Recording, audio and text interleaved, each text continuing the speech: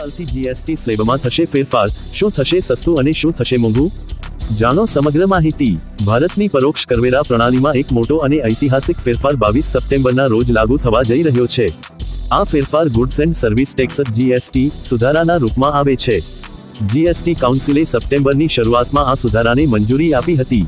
તેનો મુખ્ય ઉદ્દેશ્ય કર માળખાને સરળ બનાવવા, વપરાશને પ્રોત્સાહન આપવા અને દરોને તર્કસંગત બનાવવાનો છે। આનાથી સામાન્ય માણસને નોંધપાત્ર રાહત મળશે। નવા ફેરફારો શું છે? 1. બે મુખ્ય સ્લેબ, બે મુખ્ય દર નક્કી કરવામાં આવ્યા છે ને સરળ બનાવતા 5% અને 18%। 2. ખાસ સ્લેબ તમાકુ, દારૂ, વાયુયુક્ત પીણા વગેરે જેવા કહેવાતા પાપી માલ પર 40% જીએસટી વસૂલવામાં આવશે। કાલથી તમારા માટે શું સસ્તું થઈ રહ્યું છે? 1. રોજિંદા જીવન જરૂરી ચીજવસ્તુઓ, ઘરગથ્થુ વસ્તુઓ જે હાલમાં 12% જીએસટીને આકર્ષે છે તે હવે 5% સ્લેબ હેઠળ આવી શકે છે। જેમાં ટૂથપેસ્ટ, સાબુ અને શેમ્પૂ, બિસ્કિટ, નાસ્તા અને જ્યુસ જેવા પેકેજ ખોરાક, ઘી અને કન્ડેન્સ દૂધ જેવા ડેરી ઉત્પાદનો, સાયકલ અને સ્ટેશનરી, ચોક્કસ કિંમત સુધીના કપડાં અને જૂતા। 2. ઘરગથ્થુ ઉપકરણો અને ઇલેક્ટ્રોનિક્સ, હાલમાં 28% પર કર લાદવામાં આવતી વસ્તુઓ પર 18% સુધીનો ટેક્સ ઘટાડી શકાય છે। આનાથી કિંમતોમાં આશરે 7-8% ઘટાડો થઈ શકે છે।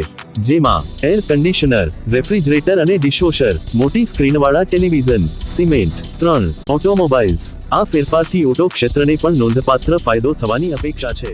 નાની કાર 1200 સીસીથી ઓછા એન્જિનવાળી પર જીએસટી 28%થી ઘટાડીને 18% કરી શકાય છે। ટુ વ્હીલરને પણ નીચા ટેક્સ બ્રેકેટમાં મૂકી શકાય છે। મોટી લક્ઝરી કાર અને એસયુવી પર ઊંચા દરે ટેક્સ લાગતો રહેશે।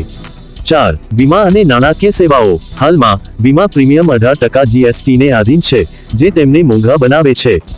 જીએસટી 2માં આને નીચા ટેક્સ બ્રેકેટ હેઠળ લાવી શકાય છે અથવા કેટલાક કિસ્સાઓમાં સંપૂર્ણપણે મુક્ત કરી શકાય છે।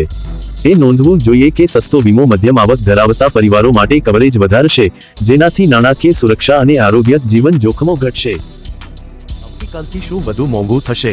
જીએસટી 2 પછી પણ બધું સસ્તું નહીં થાય। સરકારે સ્પષ્ટતા કરી છે કે ચોક્કસ વસ્તુઓ પર 40% પાપ ટેક્સ લાગુ રહેશે। તમાકુ ઉત્પાદનો, દારૂ અને પાન મસાલા, ઓનલાઈન સટ્ટાબાજી અને ગેમિંગ પ્લેટફોર્મ, પેટ્રોલિયમ ઉત્પાદનો હજુ પણ જીએસટીના દાયરાની બહાર છે। તેથી ઈંધણના ભાવમાં કોઈ રાહત મળશે નહીં। હીરા અને કિંમતી પથ્થરો જેવી લક્ઝરી ચીજવસ્તુઓ પર પણ ઊંચા દરે કર લાગતો રહેશે।